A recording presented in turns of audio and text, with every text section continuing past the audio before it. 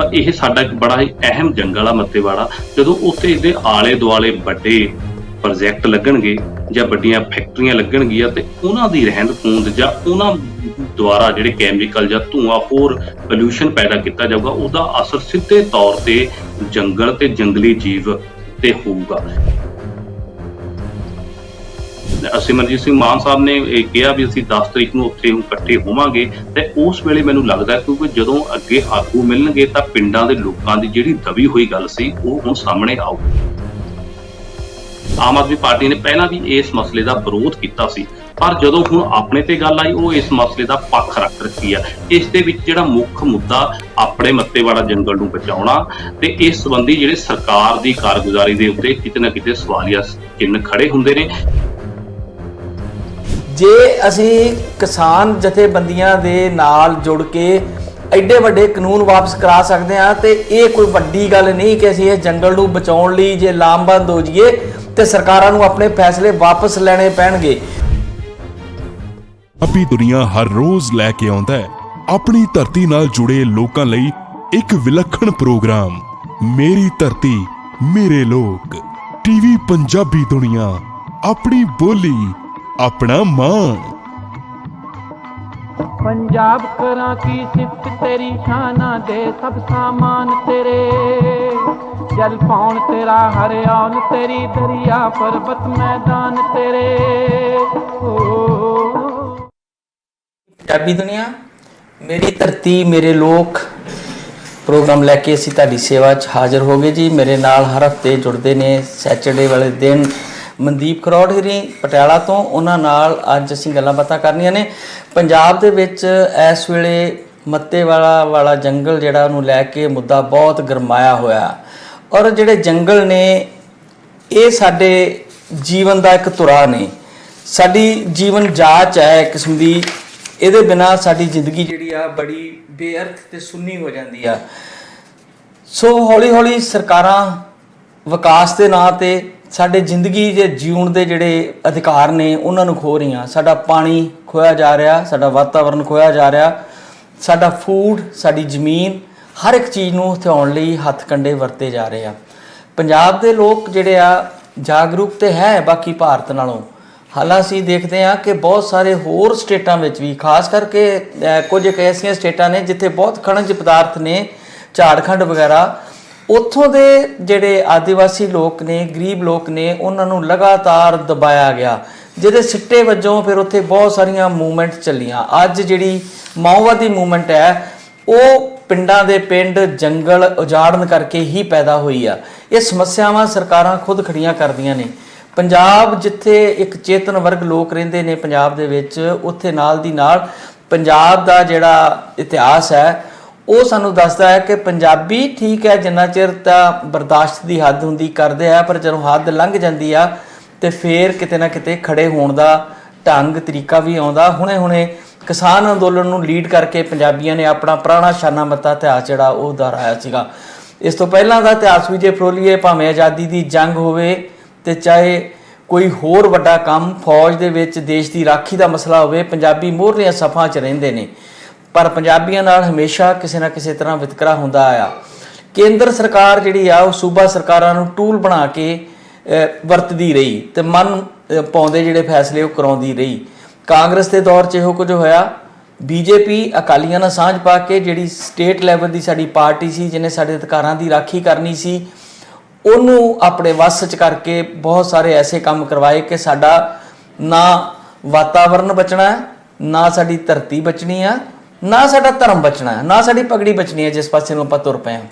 ਡਰ ਸਾਨੂੰ ਇਹ ਆ ਕਿ ਇਹ ਜਿਹੜੀਆਂ ਵਧੀਕੀਆਂ ਹੋ ਰਹੀਆਂ, ਆਖਰਕਾਰ ਜਦੋਂ ਅਸੀਂ ਖੜੇ ਹੋਣਾ ਹੈ ਤੇ ਉਹਨੂੰ ਲੀਡ ਕਰਨ ਵਾਲੀ ਕਿਹੜੀ ਤਾਕਤ ਹੈ ਜਿਹੜੀ ਅੱਗੇ ਲੱਗਣੀ ਆ। ਜੇ ਤੇ ਉਹ ਚੇਤਨ ਵਰਗ ਦੇ ਲੋਕਾਂ ਦੇ ਹੱਥ ਰਹਿਨਮਾਈ ਆ ਗਈ ਕਿਸਾਨ ਅੰਦੋਲਨ ਦੀ ਤਰ੍ਹਾਂ ਤਾਂ ਜਿੱਤ ਯਕੀਨੀ ਆ, ਤੇ ਜੇਕਰ ਕੁਝ ਉਹਨਾਂ ਲੋਕਾਂ ਦੇ ਹੱਥ 'ਚ ਇਹ ਅੰਦੋਲਨ ਦੀ ਵਾਗਡੋਰ ਆ ਗਈ, ਅੰਦੋਲਨ ਤੇ ਡੈਫੀਨੇਟਲੀ ਹੋਏਗਾ, ਜੰਗਲੇ ਨਹੀਂ ਉਜੜੇਗਾ, ਨਹੀਂ ਉਜਾੜਨ ਦਿੱਤਾ ਜਾਏਗਾ ਪੰਜਾਬੀਆਂ ਵੱਲੋਂ। ਪਰ ਜੇਕਰ ਇਸ ਮੇਰਾ ਖਦਸ਼ਾ ਜਿਹੜਾ ਸਭ ਤੋਂ ਵੱਧ ਹੈ, ਇਸ ਅੰਦੋਲਨ ਦੀ ਅਗਰ ਵਾਗਡੋਰ ਉਹਨਾਂ ਹੱਥਾਂ 'ਚ ਆ ਗਈ ਜਿਨ੍ਹਾਂ ਨੇ ਪੰਜਾਬ ਦੇ ਨੌਜਵਾਨਾਂ ਨੂੰ ਭਟਕਾ ਕੇ ਕਿਰਾਏ ਪਾ ਦੇਣਾ ਹੈ ਤੇ ਸਰਕਾਰਾਂ ਨੂੰ ਫਿਰ ਇੱਕ ਵਾਰੀ 84 ਵਾਲਾ ਦੌਰ ਦੁਹਰਾਉਣ ਦਾ ਮੌਕਾ ਮਿਲ ਜਾਣਾ। ਸੋ ਇਸ ਚੀਜ਼ ਦੇ ਉੱਤੇ ਚਿੰਤਾ ਜਿਹੜੀ ਆ ਉਹ ਬਣੀ ਹੋਈ ਆ। ਅਸੀਂ ਮਨਦੀਪ ਹੋਰਾਂ ਕੋਲੋਂ ਜਾਣਦੇ ਹਾਂ ਮੱਤੇਵਾੜਾ ਜੰਗਲ ਦੇ ਬਾਰੇ, ਜੋ ਕੁਝ ਪੰਜਾਬ 'ਚ ਹੋ ਰਿਹਾ, ਔਨ ਗਰਾਊਂਡ ਕੀ ਹੋ ਰਿਹਾ। ਕੁਝ ਗੱਲਾਂ ਮੈਂ ਉਹਨਾਂ ਨਾਲ ਸਾਂਝੀਆਂ ਕਰਾਂਗਾ, ਕੁਝ ਉਹਨਾਂ ਕੋਲ ਜਾਣਾਂਗੇ, ਤੇ ਮੈਨੂੰ ਉਮੀਦ ਹੈ ਕਿ ਸਾਡੇ ਦਰਸ਼ਕਾਂ ਨੂੰ ਜ਼ਰੂਰ ਇਹ ਤੋਂ ਕੋਈ ਨਾ ਕੋਈ ਲਾਭ ਜਿਹੜਾ ਉਹ ਹੋਏਗਾ। ਸਤਿ ਸ਼੍ਰੀ ਅਕਾਲ ਗਿੱਲ ਸਾਹਿਬ। ਸਤਿ ਸ਼੍ਰੀ ਅਕਾਲ ਜੀ ਮਨਦੀਪ ਜੀ, ਤੁਹਾਡਾ ਸਵਾਗਤ ਹੈ ਤੇ ਆਪਣੇ ਦਰਸ਼ਕਾਂ ਦਾ ਵੀ ਸਵਾਗਤ ਕਰਦੇ ਹਾਂ। ਮੈਂ ਗੱਲਬਾਤ ਕਰਦਿਆਂ ਸਵਾਗਤ ਕਰਨਾ ਹੀ ਭੁੱਲ ਗਿਆ। ਜੀ ਜੀ ਇਹ ਸਵਾਗਤ ਹੈ ਜੀ ਸਾਰਿਆਂ ਦਾ ਟੀਵੀ ਪੰਜਾਬੀ ਦੁਨੀਆ ਤੇ ਜੁੜਨ ਵਾਲੇ ਸਾਰੇ ਸੱਜਣਾਂ ਨੂੰ ਮੇਰੇ ਵੱਲੋਂ ਪਿਆਰ ਭਰੀ ਸਤਿ ਸ਼੍ਰੀ ਅਕਾਲ। ਗਿੱਲ ਸਾਹਿਬ, ਜਿਵੇਂ ਤੁਸੀਂ ਇਹ ਮੱਤਾਵਾੜਾ ਜੰਗਲ ਦੀ ਗੱਲ ਕਰ ਰਹੇ ਹੋ, ਇਹ ਜੰਗਲ ਦਾ ਮੁੱਦਾ ਤੁਹਾਨੂੰ ਪਤਾ ਕੈਪਟਨ ਸਰਕਾਰ ਵੇਲੇ ਦਾ ਉੱਠਿਆ ਹੋਇਆ ਸੀ, ਭਾਵੇਂ ਕਿ ਉਸ ਵੇਲੇ ਵੀ ਹੁਣ ਮੌਜੂਦਾ ਜਿਹੜੀ ਹਾਕਮ ਧਿਰਾ ਇਸ ਪਾਰਟੀ ਦੇ ਵੱਲੋਂ ਵਿਰੋਧ ਕੀਤਾ ਗਿਆ ਸੀ ਵੀ ਉੱਥੇ ਮੱਤੇਵਾੜਾ ਜੰਗਲ ਦੇ ਲਾਗੇ ਜਿਹੜਾ ਇੱਕ ਨਵਾਂ ਪਾਰਕ ਬਣਨਾ ਆਈਟੀ ਵਗੈਰਾ ਜਾਂ ਹੋਰ ਕਈ ਪ੍ਰੋਜੈਕਟ ਸਰਕਾਰ ਲੈ ਕੇ ਆ ਰਹੀ ਹੈ ਵੀ ਉਹ ਨਹੀਂ ਬਣਨੇ ਚਾਹੀਦੇ, ਕਿਉਂਕਿ ਇਸ ਨਾਲ ਜਿਹੜਾ ਮੱਤੇਵਾੜਾ ਜੰਗਲ ਦਾ ਨੁਕਸਾਨ ਜਾਂ ਆਪਣਾ ਜਿਹੜਾ ਜੰਗਲੀ ਢਾਂਚਾ ਉਹ 'ਚ ਵਿਗਾੜ ਪੈਦਾ ਹੋ ਰਿਹਾ ਸਾਰ। ਪਰ ਹੁਣ ਜਦੋਂ ਇਸ ਖਿੱਤੇ ਪ੍ਰਤੀ ਸਰਕਾਰ ਵੱਲੋਂ ਆਪਣਾ ਪੱਖ ਰੱਖਿਆ ਜਾ ਰਿਹਾ, ਸਰਕਾਰ ਕਹਿ ਰਹੀ ਹੈ ਵੀ ਇਹ ਮਸਲਾ ਜਿਹੜਾ ਇਹ ਜੰਗਲ ਨਾਲ ਨਹੀਂ ਜੁੜਿਆ, ਨਾ ਹੀ ਸਤਲੁਜ ਦਰਿਆ ਦੇ ਕੰਢੇ ਨਾਲ ਜੁੜਿਆ, ਅਸੀਂ ਇੱਥੇ ਵੱਡੇ ਪ੍ਰੋਜੈਕਟ ਲੈ ਕੇ ਆਵਾਂਗੇ ਤੇ ਇਸ ਕਰਕੇ ਸਾਡੇ ਪੰਜਾਬ ਦੇ ਲੋਕਾਂ ਨੂੰ ਰੁਜ਼ਗਾਰ ਮਿਲੇਗਾ। ਦੂਜੇ ਪਾਸੇ ਵਿਰੋਧੀ ਧਿਰਾਂ ਨੂੰ ਇਹ ਲੱਗਦਾ ਵੀ ਇਹ ਕਿਤੇ ਪੋਲੀਟੀਕਲ ਮੁੱਦੇ ਵੱਲੋਂ ਉਵਾਲਿਆ ਜਾ ਰਿਹਾ, ਪਰ ਜਿਹੜੀ ਅਸਲੀ ਸਵਾਲ ਨੇ ਜਿਹੜੇ ਮੈਨੂੰ ਇਸ 'ਚ ਲੱਗਦੇ ਨੇ, ਕਿਉਂਕਿ ਇਸ ਨਾਲ ਸਾਡੇ ਪੰਜਾਬ ਦੇ ਵਿੱਚ ਪਹਿਲਾਂ ਹੀ ਜਿਹੜਾ ਜੰਗਲਾਤ ਜਾਂ ਜਿੱਥੇ ਜ਼ਿਆਦਾ ਰੁੱਖ ਖੜੇ ਨੇ ਉੱਥੇ ਬੜਾ ਘੱਟ ਏਰੀਆ, ਮੇਰੇ 3.5% ਦੇ ਬਰਾਬਰ ਆ, ਜਦੋਂ ਕੋਈ 33% ਦੇ ਕਰੀਬ ਹੋਣਾ ਚਾਹੀਦਾ। ਪਰ ਇਹ ਸਾਡਾ ਇੱਕ ਬੜਾ ਹੀ ਅਹਿਮ ਜੰਗਲ ਆ ਮੱਤੇਵਾੜਾ। ਜਦੋਂ ਉੱਥੇ ਇਹਦੇ ਆਲੇ ਦੁਆਲੇ ਵੱਡੇ ਪ੍ਰੋਜੈਕਟ ਲੱਗਣਗੇ ਜਾਂ ਵੱਡੀਆਂ ਫੈਕਟਰੀਆਂ ਲੱਗਣਗੀਆਂ ਤੇ ਉਹਨਾਂ ਦੀ ਰਹਿੰਦ ਖੂੰਹਦ ਜਾਂ ਉਹਨਾਂ ਦੁਆਰਾ ਜਿਹੜੇ ਕੈਮੀਕਲ ਜਾਂ ਧੂੰਆਂ ਹੋਰ ਪੋਲਿਊਸ਼ਨ ਪੈਦਾ ਕੀਤਾ ਜਾਊਗਾ, ਉਹਦਾ ਅਸਰ ਸਿੱਧੇ ਤੌਰ ਤੇ ਜੰਗਲ ਤੇ ਜੰਗਲੀ ਜੀਵ ਤੇ ਹੋਊਗਾ। ਇਸ ਪ੍ਰਤੀ ਸਾਡੇ ਸਿੰਚੇਵਾਲ ਸਾਹਿਬ ਜਿਹੜੇ ਕਿ ਹੁਣ ਆਮ ਆਦਮੀ ਪਾਰਟੀ ਦੇ ਸੰਸਦ ਰਾਜ ਸਭਾ ਮੈਂਬਰ ਵੀ ਨੇ, ਤੇ ਉਹਨਾਂ ਨੇ ਵੀ ਪਿਛਲੀ ਵਾਰੀ ਇਹ ਮੁੱਦਾ ਉਠਾਇਆ ਸੀ, ਪਰ ਹਾਲੇ ਤੱਕ ਉਹਦਾ ਇਸ ਸੰਬੰਧੀ ਕੋਈ ਬਿਆਨ ਨਹੀਂ ਆਇਆ। ਫਿਲਹਾਲ ਇਹ ਬੜਾ ਸੰਜੀਦਾ ਮੁੱਦਾ, ਕਿਉਂਕਿ ਜਦੋਂ ਸਾਡਾ ਸਮਾਜ ਅਤੇ ਜੰਗਲੀ ਜੀਵ ਅਤੇ ਜੰਗਲ ਤੇ ਰੁੱਖ ਇਹ ਸਾਡੀ ਜ਼ਿੰਦਗੀ ਦਾ ਇੱਕ ਦੂਜੇ ਨਾਲ ਜੁੜੇ ਹੋਏ ਨੇ। ਜੇਕਰ ਸਾਡੇ ਵਾਤਾਵਰਣ ਵਿੱਚ ਵਿਗਾੜ ਆਉਂਦਾ, ਇਹਦਾ ਸਿੱਧੇ ਤੌਰ ਤੇ ਸਾਡੇ ਮਨੁੱਖੀ ਜੀਵਨ ਤੇ ਅਸਰ ਪੈਂਦਾ, ਇਸਦੇ ਪਾਣੀ ਤੇ ਧਰਤੀ ਤੇ ਆਲੇ ਦੁਆਲੇ। ਇਸ ਤੋਂ ਇਲਾਵਾ ਇਸ ਦੇ ਵਿੱਚ ਜਿਹੜੇ ਲੋਕ ਜੁੜੇ ਹੋਏ ਨੇ, ਕਿਉਂਕਿ ਤੁਹਾਨੂੰ ਯਾਦ ਹੋਊਗਾ ਗਿੱਲ ਸਾਹਿਬ ਕਿ ਪਿਛਲੀ ਵਾਰੀ ਇੱਥੇ ਦੇ ਇੱਕ ਪਿੰਡ ਸੇਖੋਵਾਲ ਆ, ਉਹਨਾਂ ਦੇ ਕਈ ਸਰਪੰਚ ਜਾਂ ਸਾਬਕਾ ਸਰਪੰਚ ਵੱਲੋਂ ਵੀ ਇਸ ਚੀਜ਼ ਦਾ ਵਿਰੋਧ ਹੋਣ ਸੰਬੰਧੀ ਦੱਸਿਆ ਗਿਆ ਸੀ। ਫਿਲਹਾਲ ਉਹਨਾਂ ਦਾ ਕੋਈ ਮੀਡੀਆ ਪ੍ਰਤੀ ਏਦਾਂ ਦਾ ਕੋਈ ਬਿਆਨ ਸਾਹਮਣੇ ਨਹੀਂ ਆਇਆ। ਫਿਲਹਾਲ ਇਹ ਹੁਣ ਪੋਲੀਟੀਕਲ ਮੁੱਦਾ ਬਣਦਾ ਜਾ ਰਿਹਾ, ਪਰ ਇਸ ਦੇ ਪ੍ਰਤੀ ਜਿਵੇਂ ਸਰਕਾਰ ਕਹਿ ਰਹੀ ਆ ਵੀ ਅਸੀਂ ਇਸ ਪ੍ਰੋਜੈਕਟ ਲਗਾਵਾਂਗੇ ਤੇ ਇਸ ਸੰਬੰਧੀ ਦਰਿਆ ਦੇ ਪਾਣੀ ਦਾ ਇੱਕ ਤੁਪਕਾ ਖਰਾਬ ਨਹੀਂ ਹੋਊਗਾ, ਨਾ ਹੀ ਜੰਗਲ ਦੇ ਪ੍ਰਤੀ ਕੋਈ ਪੋਲਿਊਸ਼ਨ ਪ੍ਰਤੀ ਕੋਈ ਵੀ ਚੀਜ਼ ਖਰਾਬ ਹੋਊਗੀ। ਇਹ ਚੀਜ਼ਾਂ ਦਾ ਰੋਡ ਮੈਪ ਕੀ ਆ ਕਿ ਉਸ ਚੀਜ਼ ਨੂੰ ਕਿਵੇਂ ਰੋਕਣਗੇ, ਇਹ ਹਾਲੇ ਤੱਕ ਸਰਕਾਰ ਵੱਲੋਂ ਸਪਸ਼ਟ ਨਹੀਂ ਕੀਤਾ ਗਿਆ। ਜੀ ਗਿੱਲ ਸਾਹਿਬ, ਪਿਛੋਕੜ ਤੁਹਾਨੂੰ ਦੱਸਣਾ ਚਾਹੁੰਦਾ ਇਸ ਮਸਲੇ ਦਾ ਮਨਦੀਪ ਜੀ, ਆਪਣੇ ਦਰਸ਼ਕਾਂ ਤੱਕ ਇਹ ਗੱਲ ਪਹੁੰਚੇ, ਉਹ ਇਹ ਆ ਕਿ ਵਿਕਾਸ ਦੇ ਨਾਂ ਤੇ ਜਿਹੜਾ ਇਹ ਜੰਗਲ ਨੂੰ ਕੱਟਣ ਦਾ ਕੰਮ ਹੈ, ਇਹ ਇਕੱਲਾ ਹੋਣ ਹੀ ਨਹੀਂ। ਹਾਈਵੇ ਬਹੁਤ ਸਾਰੇ ਬਣੇ ਨੇ ਪੰਜਾਬ ਦੇ ਵਿੱਚ, ਬਹੁਤ ਸਾਰਾ ਪਹਿਲਾਂ ਹੀ ਦਰਖਤ ਜਿਹੜੇ ਨੇ ਸਾਡੇ ਉਹ ਕੱਟੇ ਗਏ ਨੇ। ਔਰ ਜਿੱਥੋਂ ਤੱਕ ਇਸ ਪਿੰਡ ਦਾ ਜਿਹੜਾ ਤੁਸੀਂ ਕਹਿ ਰਹੇ ਹੋ ਉਹਦੀ ਗੱਲ ਕਰੀਏ ਆਪਾਂ, ਤੇ 1962 ਦੇ ਯੁੱਧ ਦੇ ਵੇਲੇ ਜਦੋਂ ਨਹਿਰੂ ਸਾਹਿਬ ਦੀ ਮੌਤ ਹੋ ਜਾਂਦੀ ਆ, ਉਸ ਤੋਂ ਬਾਅਦ ਲਾਲ ਬਹਾਦਰ ਸ਼ਾਸਤਰੀ ਦੇਸ਼ ਦੇ ਬਣਦੇ ਨੇ ਪ੍ਰਧਾਨ ਮੰਤਰੀ, ਤੇ ਉਹ ਇੱਕ ਕਾਲ ਦਿੰਦੇ ਨੇ, ਕਿਉਂਕਿ ਆਪਾਂ ਦੇਖਿਆ ਸੀ ਕਿ 1962 ਦੇ ਜੰਗ ਦੇ ਵਿੱਚ ਨਾ ਸਾਡੇ ਕੋਲ ਤੇ ਹਥਿਆਰ ਸੀ ਉਸ ਪੱਧਰ ਦੇ, ਨਾ ਸਾਡੇ ਕੋਲ ਫੂਡ ਸੀ ਕਿ ਅਸੀਂ ਇੱਕ ਤਾਕਤਵਰ ਜਿਹੜਾ ਦੁਸ਼ਮਣ ਹੈ ਉਹਦਾ ਮੁਕਾਬਲਾ ਕਰ ਸਕੀਏ। ਸੋ ਲੱਗਿਆ ਸਾਡੇ ਪ੍ਰਧਾਨ ਮੰਤਰੀ ਨੂੰ ਕਿ ਸਭ ਤੋਂ ਪਹਿਲੀ ਸਮੱਸਿਆ ਤੇ ਹੈ ਕਿ ਅਸੀਂ ਆਪਣੇ ਫੂਡ ਦਾ ਜਿਹੜਾ ਪ੍ਰਬੰਧ ਕਰੀਏ। ਉਹਨਾਂ ਨੇ ਕਾਲ ਦਿੱਤੀ ਤੇ ਕਿਹਾ ਕਿ ਕੋਈ ਵੀ ਵਿਅਕਤੀ ਦੁਨੀਆ ਆਪਣੇ ਹਿੰਦੁਸਤਾਨ ਭਰ ਵਿੱਚੋਂ ਸਰਕਾਰੀ ਜ਼ਮੀਨਾਂ ਜਿਹੜੀਆਂ ਬੇਆਬਾਦ ਹੋ ਪਈਆਂ ਨੇ ਉਹਨਾਂ ਨੂੰ ਆਬਾਦ ਕਰ ਲੈ ਤੇ ਉਹਨਾਂ ਨੂੰ ਮਾਲਕਾਨਾ ਹੱਕ ਅਸੀਂ ਦੇਵਾਂਗੇ। ਜਿਵੇਂ ਆਪਾਂ ਜਾਣਦੇ ਹਾਂ ਕਿ ਕਸ਼ ਦੇ ਏਰੀਏ ਦੇ ਵਿੱਚ ਜਿੱਥੇ ਦਲਦਲ ਭਰੀ ਹੋਈ ਮਿੱਟੀ ਹੈ, ਰੇਗਿਸਤਾਨ ਹੈ, ਤੇ ਜੇ ਵੇਖਿਆ ਜਾਵੇ ਤੇ ਪਾਕਿਸਤਾਨ ਦਾ ਵੀ ਪਹਿਲਾ ਹਮਲਾ ਜਦੋਂ ਹੋਇਆ 1965 ਉਹ ਕਸ਼ ਵਾਲੇ ਏਰੀਏ 'ਚ ਹੀ ਹੋਇਆ ਸੀ, ਜਿੱਥੇ ਕਾਫੀ ਨੁਕਸਾਨ ਵੀ ਹੋਇਆ ਸੀ ਸਾਡਾ, ਤਾਂ ਕਰਕੇ ਸਾਨੂੰ ਬਾਕੀ ਸਾਰੇ ਬਾਰਡਰ ਜਿਹੜੇ ਉਹ ਖੋਲ੍ਹਣੇ ਪਏ ਸੀਗੇ। ਔਰ ਇਸੇ ਤਰ੍ਹਾਂ ਹੀ ਉੱਥੇ ਪੰਜਾਬੀਆਂ ਨੇ ਜਾ ਕੇ ਬਿਲਕੁਲ ਬਾਰਡਰ ਦੇ ਕੰਢੇ ਤੇ ਜਿੱਥੇ ਕੁਝ ਵੀ ਨਹੀਂ ਸੀ ਹੁੰਦਾ ਉੱਥੇ ਜ਼ਮੀਨ ਆਬਾਦ ਕੀਤੀ। ਉੱਥੋਂ ਵੀ ਹੁਣ ਉਹਨਾਂ ਨੂੰ ਉਜਾੜਨ ਦਾ ਜਿਹੜਾ ਖਤਰਾ ਉਹ ਲਗਾਤਾਰ ਬਣਿਆ ਹੋਇਆ। ਇਸੇ ਤਰ੍ਹਾਂ ਹੀ ਜੇਕਰ ਅਸੀਂ ਵੇਖਦੇ ਹਾਂ, ਆਪਾਂ ਇਹਨਾਂ ਪਿੰਡਾਂ ਦੀ ਗੱਲ ਕਰਦੇ ਹਾਂ, ਜਿਹੜਾ ਸੇਖੋਵਾਲ ਤੁਸੀਂ ਪਿੰਡ ਕਿਹਾ, ਮਾਸ਼ੀਆਂ ਕਲਾਂ ਆ, ਹੋਰ ਸਾਰੇ ਪਿੰਡ ਨੇ, ਇਹਨਾਂ ਦੇ ਬਾਰੇ ਜੇ ਆਪਾਂ ਥੋੜਾ ਜਿਹਾ ਹੋਰ ਪਿਛੋਕੜ 'ਚ ਜਾਈਏ ਤੇ 1962 ਦੇ 63 ਦੇ ਕਰੀਬ ਇਹ ਲੋਕ ਇਹਨਾਂ ਪਿੰਡਾਂ 'ਚ ਇਹਨਾਂ ਜਗ੍ਹਾ ਤੇ ਆਉਂਦੇ ਆ। ਇਹ ਸਰਕਾਰੀ ਜ਼ਮੀਨ ਸੀਗੀ, ਜੰਗਲਾਤ ਦੀ ਜ਼ਮੀਨ ਔਰ ਸਰਕਾਰੀ ਜ਼ਮੀਨ ਸੀਗੀ। ਸੋ ਇਹਨਾਂ ਨੂੰ ਉਹ ਜ਼ਮੀਨ ਜਿਹੜੀ ਆ ਅਲਾਟ ਕਰਨ ਦਾ ਵਾਅਦਾ ਕੀਤਾ ਗਿਆ ਸੀਗਾ, ਪਰ ਇਹ ਜ਼ਮੀਨ ਅਲਾਟ ਨਹੀਂ ਹੋਈ। ਬਾਅਦ ਵਿੱਚ ਕੋਈ ਮਰੱਬੇਬੰਦੀ ਦੇ ਵੇਲੇ ਜਾਂ ਮਰੱਬੇਬੰਦੀ ਤੋਂ ਕੁਝ ਬਾਅਦ 75 ਦੇ ਨੇੜੇ ਤੇੜੇ ਦੀ ਗੱਲ ਦੱਸ ਰਿਹਾ ਕਿ ਇਹ ਜ਼ਮੀਨਾਂ ਸਾਰੀਆਂ ਪੰਚਾਇਤਾਂ ਦੇ ਨਾਂ ਕਰ ਦਿੱਤੀਆਂ ਗਈਆਂ, ਪਰ ਖੇਤੀ ਇਹ ਲੋਕ ਕਰਦੇ ਰਹੇ। ਇਹ ਲੋਕ ਜਿਹੜੇ ਆ ਜ਼ਿਆਦਾਤਰ ਜਿਹੜਾ ਪਿੰਡ ਸੇਖੋਵਾਲ ਆ, ਇੱਥੋਂ ਦੀ ਜਿਹੜੀ ਵਸੋਂ ਆ, ਮੈਂ ਜਿੰਨਾ ਕਿ ਇਹਦੇ ਬਾਰੇ ਜਾਣਿਆ, ਉਹ ਦਲਿਤ ਤੇ ਪਛੜੀਆਂ ਹੋਈਆਂ ਜਾਤੀਆਂ ਦੇ ਲੋਕ ਨੇ ਤੇ ਇਹਨਾਂ ਦਾ ਪਿਛੋਕੜ ਜਿਹੜਾ ਹੈ ਪੂਰੇ ਦਾ ਪੂਰਾ ਪਿੰਡ ਜਿਹੜਾ ਵਸਿਆ ਹੈ। ਆਪਾਂ ਜਾਣਦੇ ਹਾਂ ਕਿ ਜਿਹੜੇ ਸਾਡੀ ਖੇਤੀ ਨਾਲ ਜਿਹੜੇ ਕਿਸਾਨ ਨੇ ਜਾਂ ਜਿਹੜੇ ਕਿਸਾਨ ਬੇਜ਼ਮੀਨੇ ਹੋ ਜਾਂਦੇ ਆ, ਜਦੋਂ ਪਰਿਵਾਰ ਦੇ ਵਿੱਚ ਅੱਗੇ ਵਾਧਾ ਹੁੰਦਾ ਜਾਂਦਾ, ਜ਼ਮੀਨ ਦੀ ਵੰਡ ਹੁੰਦੀ ਜਾਂਦੀ ਹੈ ਤੇ ਜ਼ਮੀਨ ਹੌਲੀ ਹੌਲੀ ਖੁਰਦੀ ਕੁਝ ਮਰਲਿਆਂ ਤੱਕ ਰਹਿ ਜਾਂਦੀ ਆ।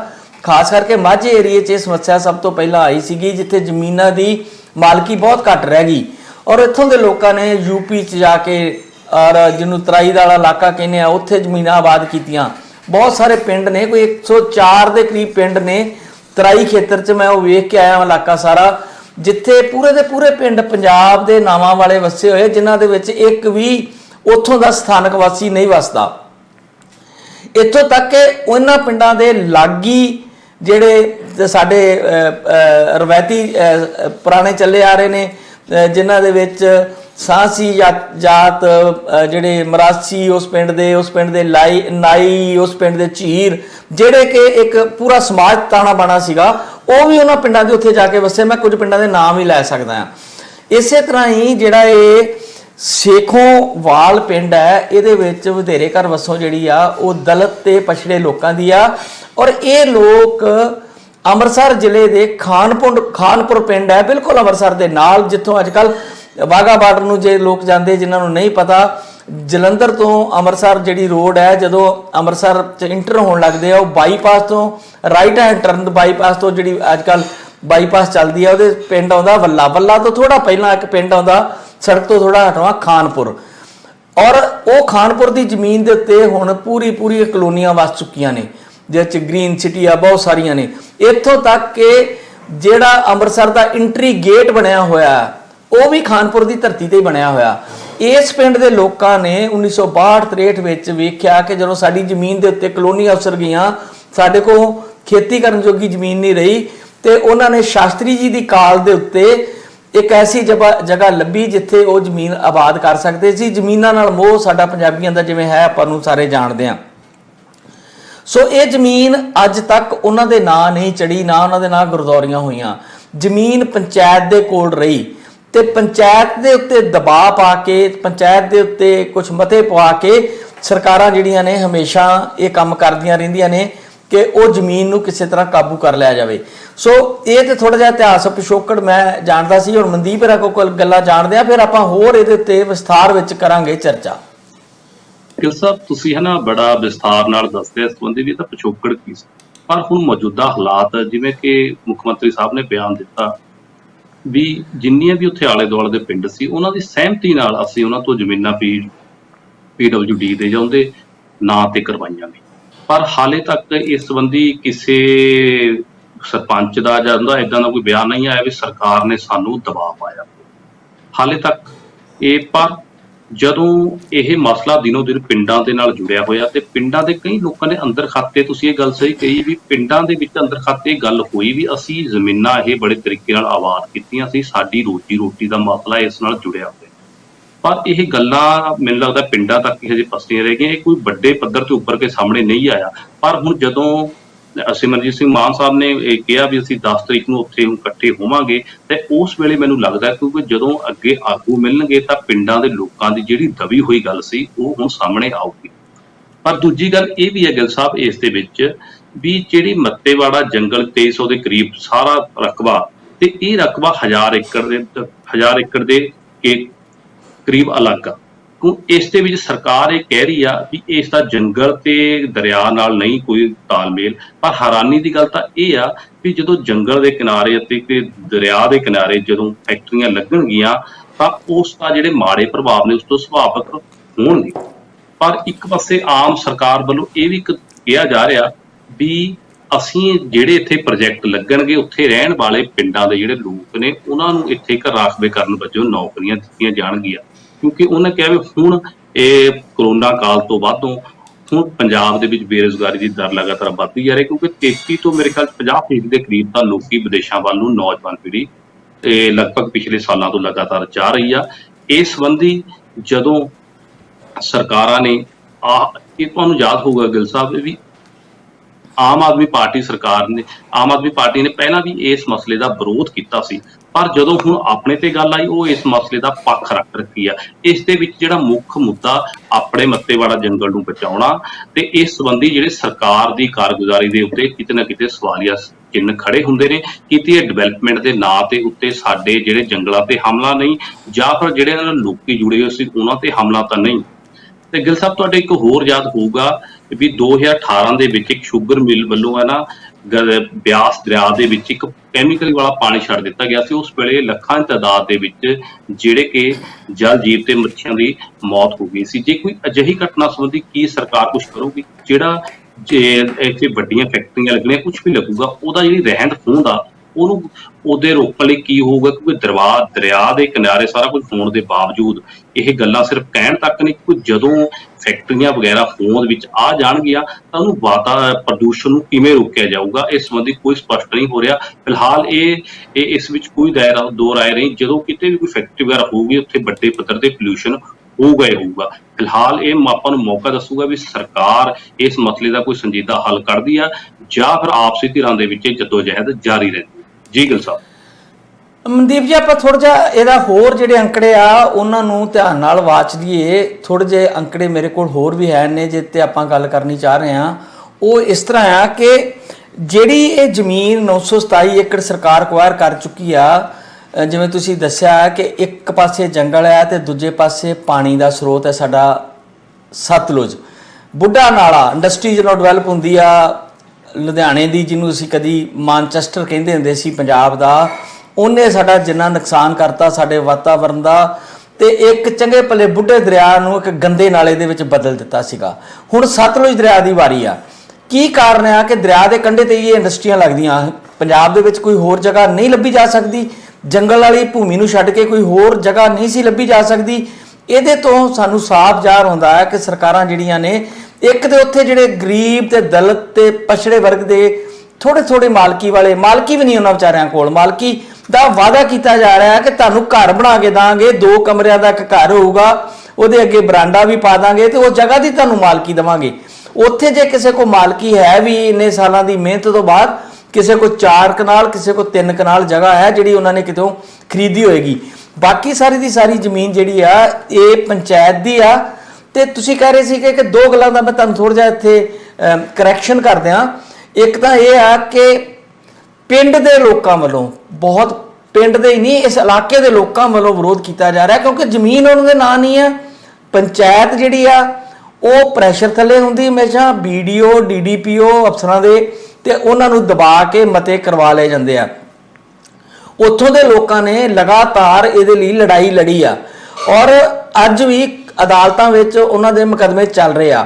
RTI ਤੋਂ ਜਿਹੜੀ ਜਾਣਕਾਰੀ ਉਹਨਾਂ ਨੂੰ ਮਿਲੀ ਆ ਉਹਦੇ ਮੁਤਾਬਕ ਉਹ ਜਾਣਨਾ ਚਾਹੁੰਦੇ ਆ ਕਿ ਕਿਹੜਾ ਮਤਾ ਸਾਡੀ ਪੰਚਾਇਤ ਨੇ ਕਰਕੇ ਦਿੱਤਾ, ਹਾਲਾਂ ਉਹਨਾਂ ਦੇ ਹੱਥੋਂ ਚੀਜ਼ਾਂ ਨਹੀਂ ਲੱਗ ਰਹੀਆਂ, ਜ਼ਬਰਦਸਤੀ ਕਿਸੇ ਨਾ ਕਿਸੇ ਤਰੀਕੇ ਹੋ ਰਹੀ ਆ।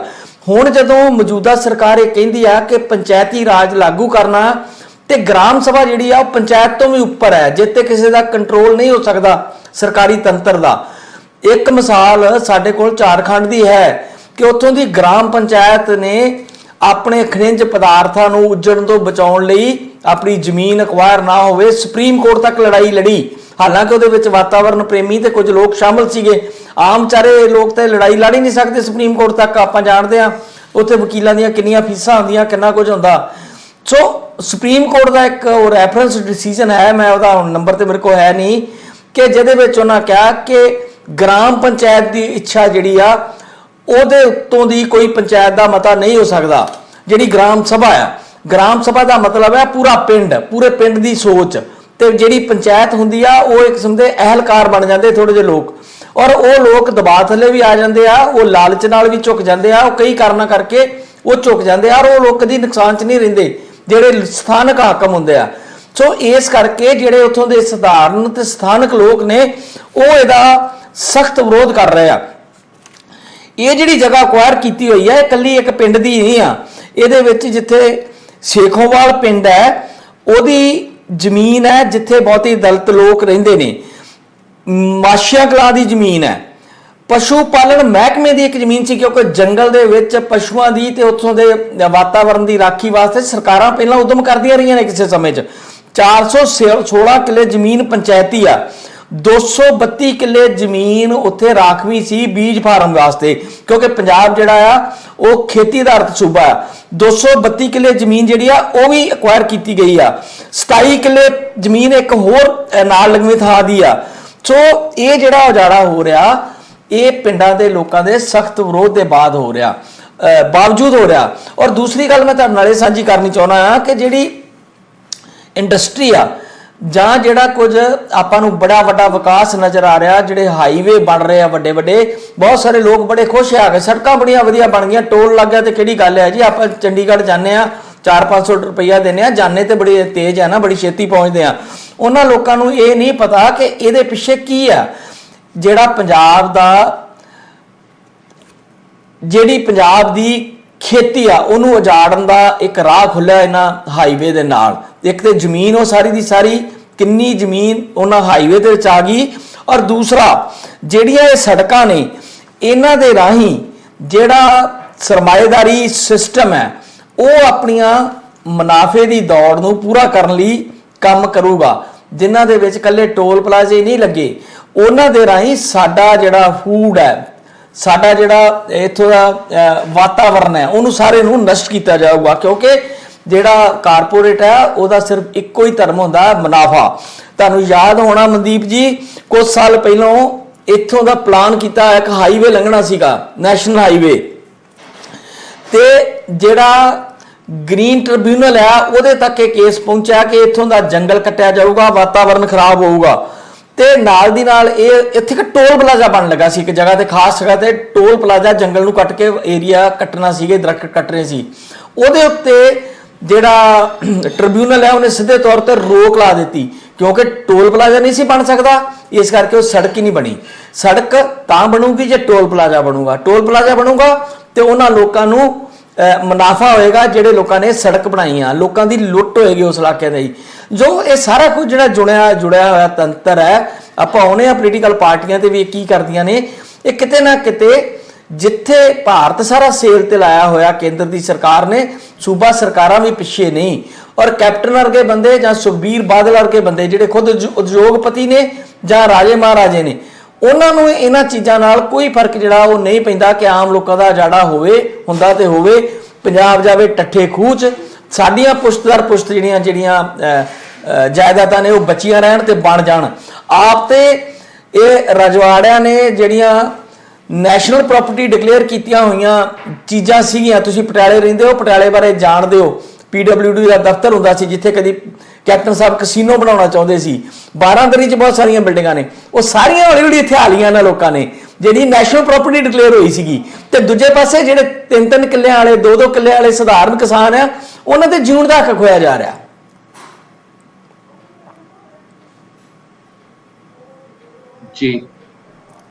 ਜੀ ਮਨਦੀਪ ਜੀ, ਇਹ ਗਿੱਲ ਸਾਹਿਬ ਹੈ ਨਾ, ਤੁਸੀਂ ਪੁਰਾਣਾ ਬੜਾ ਵਿਸਥਾਰ ਨਾਲ ਸਿਸਟਮ ਸਾਰਾ ਦੱਸਿਆ, ਪਰ ਹੁਣ ਜਿਹੜੇ ਮੇਨ ਸਵਾਲ ਇਸ ਮੱਤੇਵਾੜੇ ਜੰਗਲ ਤੋਂ ਲੋਕੀ ਪੁੱਛ ਰਹੇ ਨੇ, ਭਾਵੇਂ ਕਿ ਲੋਕਾਂ ਨੇ ਵਿਦਰੋਹ ਕੀਤਾ, NGT ਤੱਕ ਜਾਂ ਵਾਤਾਵਰਨ ਪ੍ਰੇਮੀਆਂ ਨੇ ਇਸ ਲੜਨ ਤੱਕ ਗੱਲਬਾਤ ਕੀਤੀ ਗਈ ਹੈ, ਪਰ ਹਾਲੇ ਤੱਕ ਪਰ ਸਰਕਾਰ ਦਾ ਹਜੇ ਕੋਈ ਮੋੜ ਨਹੀਂ ਦਿਖ ਰਿਹਾ।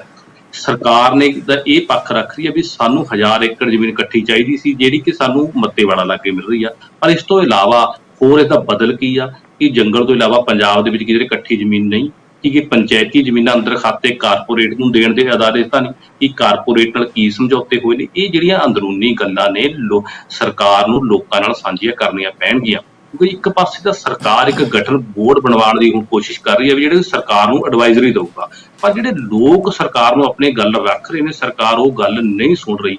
ਭਾਵੇਂ ਕਿ ਕਈ ਵਾਰ ਗੱਲਾਂ ਦੋਨੋਂ ਪਾਸੇ ਕਮੀ ਹੁੰਦੀ ਹੈ, ਕਈ ਗੱਲਾਂ ਸਾਡੇ ਲਈ ਬੜੀਆਂ ਫਾਇਦੇਮੰਦ ਹੁੰਦੀਆਂ ਨੇ, ਸਾਨੂੰ ਪਤਾ ਨਹੀਂ ਲੱਗਦਾ, ਲੇਕਿਨ ਨਹੀਂ ਹੁੰਦੀਆਂ ਉਹ ਅਸੀਂ ਕਰ ਬੈਠਦੇ ਹਾਂ। ਇਹ ਦੋਨੋਂ ਚੀਜ਼ਾਂ ਦੇ ਵਿਚਕਾਰ ਜਿਹੜੀ ਦਰਾਰ ਆ ਇਹਨੂੰ ਦੂਰ ਕਰਨਾ ਪਊਗਾ। ਸਰਕਾਰ ਨੂੰ ਉੱਥੇ ਰਹਿਣ ਵਾਲੇ ਜਿਹੜੇ ਵਸਿੰਦੇ ਨੇ ਉਹਨਾਂ ਨੂੰ ਸੰਤੁਸ਼ਟ ਕਰਨਾ ਪਊਗਾ ਵੀ ਇਸ ਗੱਲ ਦਾ ਤੁਹਾਨੂੰ ਫਾਇਦੇ ਕੀ ਨੇ ਤੇ ਨੁਕਸਾਨ ਕੀ ਨੇ। ਪਰ ਜਿਹੜਾ ਸਭ ਤੋਂ ਵੱਡਾ ਮੁੱਦਾ ਵਾਤਾਵਰਨ ਦਾ, ਇਸ ਵਿੱਚ ਕੋਈ ਸ਼ੱਕ ਨਹੀਂ ਵੀ ਉੱਥੇ ਵੱਡੇ ਪੱਧਰ ਤੇ ਨੁਕਸਾਨ ਹੋਊਗਾ, ਪਰ ਸਰਕਾਰ ਨੇ ਜੇਕਰ ਦਾ ਪਾਸਾ ਨਹੀਂ ਬਦਲਿਆ ਪੋਲੀਟੀਕਲੀ ਮੁੱਦਾ ਬਣ ਕੇ ਰਹਿ ਜਾਊਗਾ।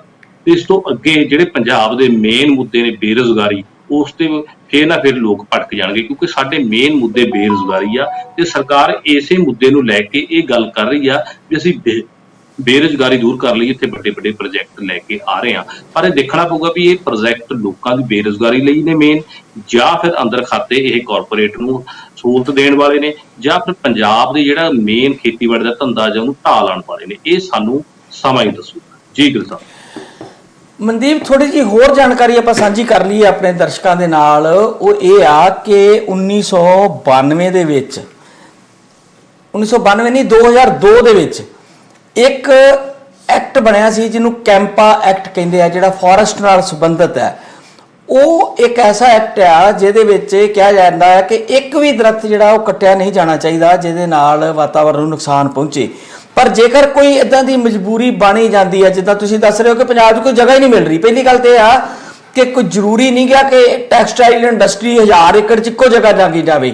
ਬਹੁਤ ਸਾਰੀਆਂ ਜਗ੍ਹਾ ਇਹੋ ਜਿਹੀਆਂ ਮਿਲ ਜਾਣਗੀਆਂ ਜਿੱਥੇ 10-10, 20-20 ਏਕੜ ਮਿਲ ਜਾਣਗੇ। ਅੱਜ ਕੱਲ੍ਹ ਕਮਿਊਨੀਕੇਸ਼ਨ ਦਾ ਯੁੱਗ ਹੈ, ਕੋਈ ਜ਼ਰੂਰੀ ਨਹੀਂ ਕਿ ਇੱਕ ਵੱਡਾ ਟੋਟਾ ਹੀ ਹੋਵੇ ਜਿੱਥੇ ਏਡੀ ਵੱਡੀ ਇੰਡਸਟਰੀ ਬਣੇ। ਔਰ ਦੂਜੀ ਗੱਲ ਹੈ, ਉਹ ਦਰਖਤ ਕੱਟ ਕੇ এনवायरमेंट ਦੀ ਕਾਸਟ ਤੇ ਕਿਉਂ ਬਣੇ। ਤੀਜੀ ਗੱਲ ਹੈ, ਸਾਡੇ ਪਾਣੀ ਦੇ ਸੋਰਸ ਦੇ ਉੱਤੇ ਕਿਉਂ ਬਣੇ। ਜਿੰਨੇ ਪੁਰਾਣੇ ਸਿਟੀ ਵਸੇ ਹੋਏ ਆ ਦੁਨੀਆ ਭਰ ਦੇ ਸ਼ਹਿਰ, ਜਿੱਥੇ ਮਰਜ਼ੀ ਚੱਲ ਜਾਓ, ਲੰਡਨ ਸ਼ਹਿਰ ਤੋਂ ਲੱਗ ਕੇ ਬਨਾਰਸ ਤੱਕ ਦਾ ਇਤਿਹਾਸ ਬੋਲ ਲਓ, ਸਾਰੇ ਪਾਣੀ ਦੇ ਸੋਰਸਸ ਦੇ ਉੱਤੇ ਬਣੇ ਹੋਏ ਆ। ਤੇ ਪਾਣੀ ਨੂੰ ਕਿਸੇ ਜ਼ਮਾਨੇ 'ਚ ਦੇਵਤੇ ਵਾਂਗੂ ਪੂਜਿਆ ਜਾਂਦਾ ਸੀਗਾ। ਹੁਣ ਤੱਕ ਵੀ ਜਦੋਂ ਅਸੀਂ ਕੁੰਭ ਰੱਖਦੇ ਹਾਂ, ਪਾਣੀ ਦਾ ਰੱਖਦੇ ਹਾਂ, ਪਾਠ ਕਰਾਉਂਦੇ ਹਾਂ ਤੇ ਪਾਣੀ ਤਾਜ਼ਾ ਰੱਖਦੇ ਹਾਂ। ਸਰੋਵਰ ਅੰਮ੍ਰਿਤ ਦੇ ਸਾਡੇ ਹੈਗੇ ਨੇ। ਪਾਣੀ ਨੂੰ ਇਸਲਾਮ ਦੇ ਸਿਧਾਂਤਾਂ ਮੁਤਾਬਕ ਖਵਾਜਾ ਕਿਹਾ ਜਾਂਦਾ ਸੀ, ਖਵਾਜੇ ਵਾਂਗੂ ਪੂਜਿਆ ਜਾਂਦਾ ਸੀਗਾ।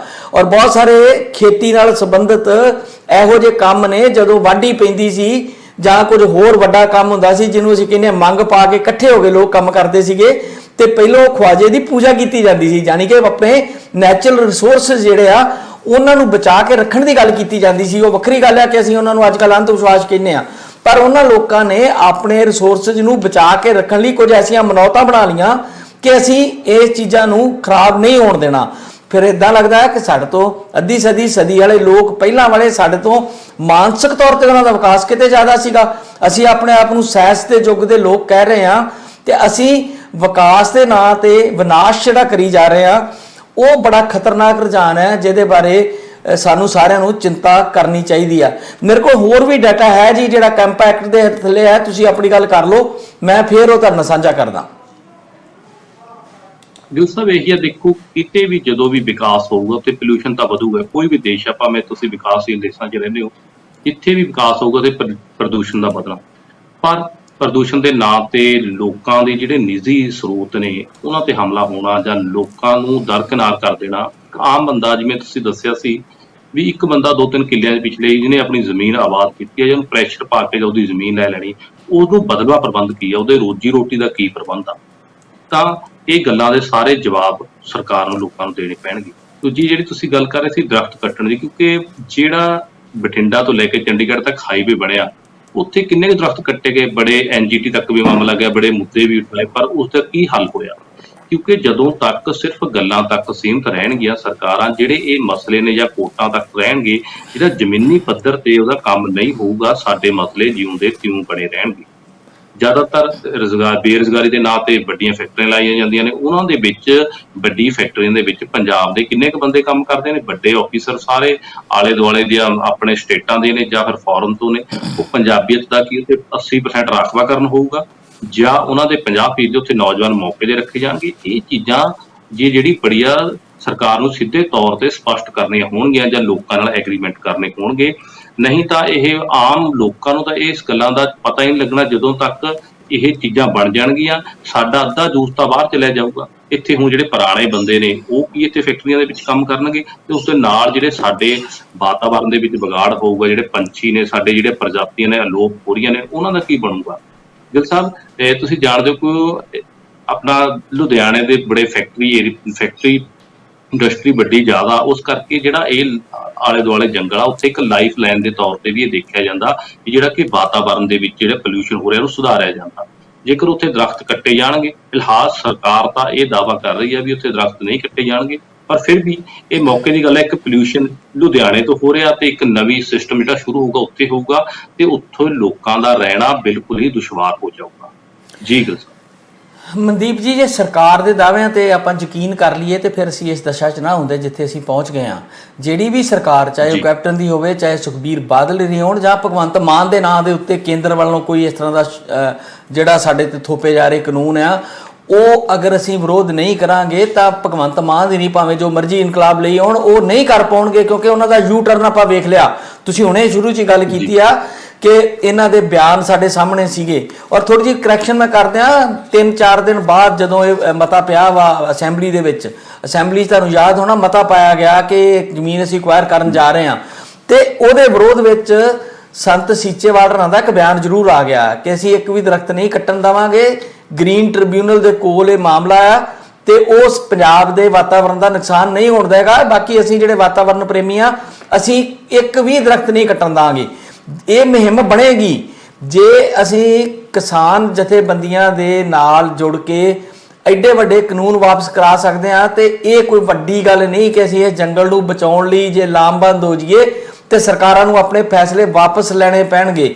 ਜੇ ਸਰਕਾਰ ਕਹਿੰਦੀ ਆ ਕਿ ਪਾਣੀ ਪੋਲਿਊਟ ਨਹੀਂ ਹੋ, ਇੱਕ ਬੂੰਦ ਵੀ ਪਾਣੀ ਦੀ ਜਿਹੜੀ ਆ ਕਹਿ ਰਹੇ ਨੇ ਉਹ ਅਸੀਂ ਖਰਾਬ ਨਹੀਂ ਹੋਣ ਦਿਆਂਗੇ। ਇਹ ਫਿਰ ਪਹਿਲਾਂ ਬੁੱਢਾ ਨਾਲਾ ਸਾਨੂੰ ਸਾਫ਼ ਕਰਕੇ ਦਿਖਾ ਦੇਣ, ਉੱਥੋਂ ਦੀ ਇੰਡਸਟਰੀ ਨੂੰ ਰੋਕ ਕੇ ਦਿਖਾ ਦੇਣ, ਇੱਕ ਮਿਸਾਲ ਦੱਸ ਦੇਣ ਕਿ ਅਸੀਂ ਆਹ ਕੰਮ ਇਦਾਂ ਕਰ ਸਕਦੇ ਹਾਂ। ਜੇ ਬੁੱਢਾ ਨਾਲਾ ਇਹ ਸਾਫ਼ ਕਰ ਦੇਣ, ਪੰਜਾਬ ਦੇ ਬਾਕੀ ਜਿਹੜੇ ਦਰਿਆ ਵਾ ਉਹਨਾਂ ਦੀ ਸਫਾਈ ਦਾ ਪ੍ਰਬੰਧ ਕਰ ਦੇਣ, ਤੇ ਫਿਰ ਲੋਕ ਇਹਨਾਂ ਤੇ ਯਕੀਨ ਕਰ ਲੈਣਗੇ। ਉਦਾਂ ਯਕੀਨ ਕੌਣ ਕਰੂਗਾ ਇਹਨਾਂ ਦੇ ਕਿ ਇਹਨਾਂ ਦੀ ਕਹਿਣੀ ਤੇ ਕਰਨੀ 'ਚ ਕਿੰਨਾ ਅੰਤਰ ਹੁੰਦਾ। ਔਰ ਇਹਨਾਂ ਦੇ ਵੱਸ ਵੀ ਨਹੀਂ ਰਹਿੰਦਾ। ਜਦੋਂ ਕਾਰਪੋਰੇਟ ਦੇ ਅਧਿਕਾਰ ਖੇਤਰ 'ਚੋਂ ਚੀਜ਼ ਆ ਜਾਂਦੀ ਆ ਤੇ ਉਹ ਇੰਨੇ ਦਬੰਗ ਤੇ ਧੜੱਲੇਦਾਰ ਢੰਗ ਨਾਲ ਕਾਨੂੰਨਾਂ ਦੀਆਂ ਧੱਜੀਆਂ ਡਾਉਂਦੇ ਨੇ, ਸਰਕਾਰਾਂ ਉਹਨਾਂ ਦੇ ਸਾਹਮਣੇ ਖਿਡੌਣੇ ਹੁੰਦੇ ਨੇ, ਕੁਝ ਕਰ ਨਹੀਂ ਸਕਦੀਆਂ ਹੁੰਦੀਆਂ। ਇਹ ਇਕੱਲਾ ਉੱਥੇ ਹੀ ਨਹੀਂ, ਦੁਨੀਆ ਭਰ ਦਾ ਵਰਤਾਰਾ। ਦੁਨੀਆ ਤੇ ਰਾਜ ਕਾਰਪੋਰੇਟ ਕਰਦਾ, ਨਾ ਕਿ ਸਰਕਾਰਾਂ ਕਰਦੀਆਂ, ਨਾ ਭਗਵੰਤ ਮਾਨ, ਨਾ ਮੋਦੀ। ਇਹ ਸਾਰੇ ਟੂਲ ਨੇ ਨਿੱਕੇ ਨਿੱਕੇ ਉਹਨਾਂ ਦੇ, ਔਰ ਉਹਨਾਂ ਦੇ ਹੱਥ ਕੰਡੇ ਨੇ ਜਿਹੜੇ ਲਾ ਨੂੰ ਮੋਲਡ ਕਰਕੇ ਇਸ ਤਰ੍ਹਾਂ ਬਣਾਉਂਦੇ ਨੇ ਕਿ ਇਲੀਗਲ ਚੀਜ਼ਾਂ ਨੂੰ ਲੀਗਲ ਬਣਾਇਆ ਜਾਵੇ। ਬਿਲਕੁਲ ਇਸੇ ਤਰ੍ਹਾਂ ਦਾ ਕੰਮ ਜਿਹੜਾ ਉਹ ਪੰਜਾਬ 'ਚ ਹੋ ਰਿਹਾ। ਔਰ ਇਹ ਪੰਜਾਬੀ ਜਿਹੜੇ ਆ ਇਹ ਚੇਤਨ ਨੇ ਔਰ ਇਹਦੇ ਲਈ ਇੱਕ ਲੰਬੀ ਲੜਾਈ ਲੜਨ ਦੀ ਕਮਰ ਕੱਸੇ ਕਰ ਰਹੇ ਨੇ। ਮੈਨੂੰ ਨਹੀਂ ਲੱਗਦਾ ਕਿ ਇਹ ਜਿਹੜਾ ਜੰਗਲ ਹੈ ਇਹ ਕੱਟਣ ਵਿੱਚ ਕਾਰਪੋਰੇਟ ਕਾਮਯਾਬ ਹੋਊਗਾ ਤੇ ਜਿਹੜੇ ਸਰਕਾਰਾਂ ਨੇ ਉਹਨਾਂ ਦੀ ਕੋਈ ਮਦਦ ਕਰਨ ਪਾਉਣਗੀਆਂ। ਜੀ ਗਿੱਲ ਸਾਹਿਬ, ਇਦਾਂ ਦਾ ਹੁਣ ਮਾਹੌਲ ਲਗਭਗ ਬਣਦਾ ਜਾ ਰਿਹਾ, ਕਿਉਂਕਿ ਹੁਣ ਸਾਰੇ ਲੋਕਾਂ ਦੇ ਵਿੱਚ ਜਾਗਰੂਕਤਾ, ਕਿਉਂਕਿ ਮੀਡੀਆ ਦੇ ਵਿੱਚ ਇਹ ਮੁੱਦਾ ਆਉਣ ਕਾਰਨ ਜਿਹੜੇ ਇਹਦੇ ਪੱਖ ਨੇ, ਹਨਾ, ਜਿਵੇਂ ਤੁਸੀਂ ਦੱਸਿਆ ਡਿਟੇਲ ਸਾਰਾ ਕੁਝ, ਉਸ ਨਾਲ ਲੋਕਾਂ ਨੂੰ ਇਸ ਪ੍ਰਤੀ ਜਾਗਰੂਕਤਾ ਵਧੀ ਆ ਤੇ ਉਹਦੇ ਨਾਲ ਜਿਹੜੇ ਲੀਡਰ ਵੀ ਅੱਗੇ ਹੋ ਕੇ ਆਏ ਨੇ। ਇਹ ਹੁਣ ਸਰਕਾਰ ਦੇ ਲਈ ਮੈਨੂੰ ਲੱਗਦਾ ਅੱਗੇ ਅੱਗੇ ਗਲੇ ਦੀ ਹੱਡੀ ਬਣਦਾ ਜਾਊਗਾ, ਕਿਉਂਕਿ ਸਰਕਾਰ ਨੇ ਬੇਰੁਜ਼ਗਾਰੀ ਦੂਰ ਕਰਨ ਦੇ ਦਾਅਵੇ ਕੀਤੇ ਨੇ, ਪਰ ਦੂਜੇ ਪਾਸੇ ਜਿਹੜਾ ਵਾਤਾਵਰਨ ਅਤੇ ਆਮ ਲੋਕਾਂ ਦੀਆਂ ਨਾਲ ਚੀਜ਼ਾਂ ਜੁੜੀਆਂ ਹੋਈਆਂ ਨੇ, ਇਸ ਨੂੰ ਸੰਜੀਦਗੀ ਨਾਲ ਲੈਣਾ ਪਊਗਾ। ਸਰਕਾਰ ਨੂੰ ਇਸ ਚੀਜ਼ ਦੀ ਕਲੈਰਿਟੀ ਮੇਰੇ ਖਿਆਲ 'ਚ ਕੁਝ ਨਾ ਕੁਝ ਸਾਹਮਣੇ ਆਊ।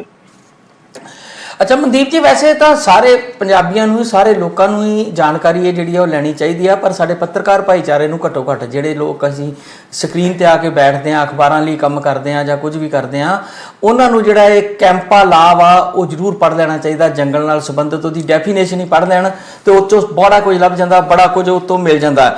ਉਹਦੇ ਮੁਤਾਬਕ ਇਹ ਆ ਕਿ ਜੇਕਰ ਕਿਸੇ ਤਰ੍ਹਾਂ ਵਿਕਾਸ ਦੇ ਯੱਦ ਦੇ ਵਿੱਚ ਕੋਈ ਐਸੀ ਜ਼ਮੀਨ ਆਉਂਦੀ ਆ ਜਿੱਥੇ ਕੋਈ ਇੰਡਸਟਰੀ ਲੱਗਣੀ ਆ ਤੇ ਉੱਥੇ ਕੋਈ ਜੰਗਲਾਤ ਦਾ ਏਰੀਆ ਆ ਜਾਂਦਾ ਆ ਤੇ ਜ਼ਮੀਨ ਦੀ ਜਿਹੜਾ ਮੁੱਲ ਹੈ ਉਹਦੇ ਤੋਂ ਇਲਾਵਾ ਜਿੰਨੇ ਦਰਖਤ ਉੱਥੋਂ ਕੱਟੇ ਜਾਣੇ ਆ ਉਹਨਾਂ ਦਾ ਜਿਹੜਾ ਨੁਕਸਾਨ ਹੋਣਾ, ਉਹਨਾਂ ਦੀ ਪੂਰਤੀ ਲਈ ਇੱਕ ਵੱਖਰਾ ਮੁਆਵਜ਼ਾ ਦਿੱਤਾ ਜਾਂਦਾ। ਉਹ ਮੁਆਵਜ਼ਾ 90% ਸਟੇਟ ਗਵਰਨਮੈਂਟ ਕੋਲ ਰਹਿੰਦਾ ਔਰ 10% ਜਿਹੜਾ ਪੈਸਾ ਵਾ ਉਹ ਜਿਹੜਾ ਕਾਰਪੋਰੇਟ ਕੋ ਵਸੂਲ ਕੀਤਾ ਜਾਣਾ ਹੁੰਦਾ ਉਹ ਕੇਂਦਰ ਸਰਕਾਰ ਕੋ ਜਾਂਦਾ। ਤੇ ਉਹ ਸਾਰਾ ਪੈਸਾ ਜਿਹੜਾ ਆ ਉਹ ਕਿੰਨਾ ਸਾਡੇ ਕੋਲ ਹੋਇਆ। ਤੁਸੀਂ ਜ਼ਿਕਰ ਕੀਤਾ ਬਠਿੰਡਾ ਚੰਡੀਗੜ੍ਹ ਹਾਈਵੇ ਦਾ, ਬਹੁਤ ਸਾਰੇ ਹਾਈਵੇ ਬਣ ਰਹੇ ਆ, 4 ਹਾਈਵੇ ਤੇ ਇਕੱਲੇ ਅੰਮ੍ਰਿਤਸਰ 'ਚ ਜਾ ਰਹੇ ਆ। ਕਿੰਨੀ ਸਾਡੀ ਫਰਟਾਈਲ ਲੈਂਡ ਤੇ ਹਾਈਵੇ ਥੱਲੇ ਦੱਬੀ ਜਾ ਰਹੀ ਆ। ਔਰ ਸਾਨੂੰ ਲੱਗਦਾ ਹੈ ਕਿ ਅਸੀਂ ਬੜਾ ਵਿਕਾਸ ਕਰ ਲਿਆ, ਪੁਲ ਬਣ ਗਏ, ਸੜਕਾਂ ਬਣ ਗਈਆਂ। ਸਾਨੂੰ ਇਹ ਨਹੀਂ ਪਤਾ ਲੱਗ ਰਿਹਾ ਕਿ ਸਾਡੇ ਇਸ ਸਰਮਾਏ ਦੀ ਸ਼ਰੇਆਮ ਲੁੱਟ ਕਰਨ ਲਈ ਇਹ ਜਿਹੜਾ ਸਾਰਾ ਕੁਝ ਇਹ ਕੀਤਾ ਜਾ ਰਿਹਾ। ਕਾਲ ਇੱਕ ਆ ਰਹੀ ਹੈ, ਜੇ ਕਹੋ ਤਾਂ ਮੈਂ ਕਾਲ ਵੀ ਨਾਲ ਜੋੜ ਲਾਂ ਜੇ। ਹੈਲੋ, ਸਤਿ ਸ਼੍ਰੀ ਅਕਾਲ ਜੀ। ਹੈਲੋ, ਮਿਸ ਹੋ ਗਈ ਜੀ ਕਾਲ ਮੈਨੂੰ ਲੱਗਦਾ। ਅੱਛਾ ਮਨਦੀਪ ਜੀ, ਇਸ ਜਿਹੜਾ ਮੁਆਵਜ਼ਾ ਜਿਹੜੇ ਹਾਈਵੇ ਤੋਂ ਦਰਖਤ ਕੱਟੇ ਗਏ ਨੇ, ਤੁਸੀਂ ਆਪ ਹੀ ਅੰਦਾਜ਼ਾ ਲਾ ਲਿਓ ਕਿੰਨੀ ਕੀਮਤ ਦੇ ਦਰਖਤ ਹੋਣਗੇ ਜਿਹੜੇ ਕੱਟੇ ਗਏ ਨੇ। ਮੈਂ ਤੇ ਅੰਮ੍ਰਿਤਸਰ ਦੀ ਗੱਲ ਕਰਾਂ ਤੇ ਜਿਹਨੂੰ ਭੰਡਾਰੀ ਪੁਲ ਕਹਿੰਦੇ, ਉੱਚੇ ਪੁਲ ਤੋਂ ਲੈ ਕੇ ਤੇ ਕਚਹਿਰੀ ਤੱਕ ਜਾਂਦਿਆਂ ਇੰਨੇ ਵੱਡੇ ਪਿੱਪਲ ਦੇ ਦਰਖਤ ਜਿਹਨੀਆਂ ਗੂੜੀਆਂ ਛਾਵਾਂ ਸੀ ਸਾਰੇ ਕੱਟ ਦਿੱਤੇ ਗਏ। ਮੈਨੂੰ ਯਾਦ ਹੈ ਕਿਸੇ ਸਮੇਂ ਨਵਜੋਤ ਕੌਰ ਨੇ, ਡਾਕਟਰ ਨਵਜੋਤ ਕੌਰ ਨੇ ਮੁੱਦਾ ਉਠਾਇਆ ਸੀ, ਨਵਜੋਤ ਸਿੰਘ ਸਿੱਧੂ ਨੇ ਵੀ ਮੁੱਦਾ ਉਠਾਇਆ ਸੀ ਆਪਣੀ ਸਰਕਾਰ ਦੇ ਖਿਲਾਫ। ਪਰ ਉੱਥੇ ਪੁੱਛਦਾ ਕੌਣ ਆ? ਧੱਕੇਸ਼ਾਹੀ ਨਹੀਂ, ਪੈਸਾ ਦਿਖਦਾ। ਦੁਬਈ 'ਚ ਬਣ ਰਹੇ ਮਹਿਲ ਦਿਖਦੇ ਹੁੰਦੇ ਇਹਨਾਂ ਲੋਕਾਂ ਨੂੰ। ਜਦੋਂ ਕਾਰਪੋਰੇਟ ਵਾਲੇ ਇਹਨਾਂ ਦੇ ਅੱਗੇ ਇਹਨਾਂ ਦੀ ਭੁੱਖ ਮਿਟਾਉਣ ਲਈ ਚਾਰਾ ਪਾ ਦਿੰਦੇ ਆ ਨਾ, ਫਿਰ ਇਹ ਲਾਲੂ ਵਾਂਗੂ ਸਾਰੇ ਚਾਰਾ ਚੋਣ ਚੱਲ ਜਾਂਦੇ ਆ। ਇਹਨਾਂ ਨੂੰ ਕੋਈ ਫਿਰ ਇਸ ਗੱਲ ਦੀ ਸ਼ਰਮ ਜਾ ਨਹੀਂ ਹੁੰਦੀ ਕਿ ਸਾਡਾ ਵਾਤਾਵਰਨ ਖਰਾਬ ਹੋ ਰਿਹਾ ਜਾਂ ਸਾਡਾ ਪੰਜਾਬ ਉੱਜੜ ਰਿਹਾ।